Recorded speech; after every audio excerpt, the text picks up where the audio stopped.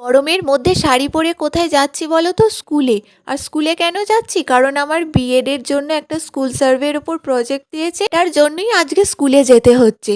আর শাড়িটা ম্যান্ডেটরি পরতেই হবে, কারণ প্রজেক্টে কিছু ফটো লাগাতে হবে, সেখানে শাড়িওয়ালা পিকচার, তাই পরতেই হচ্ছে।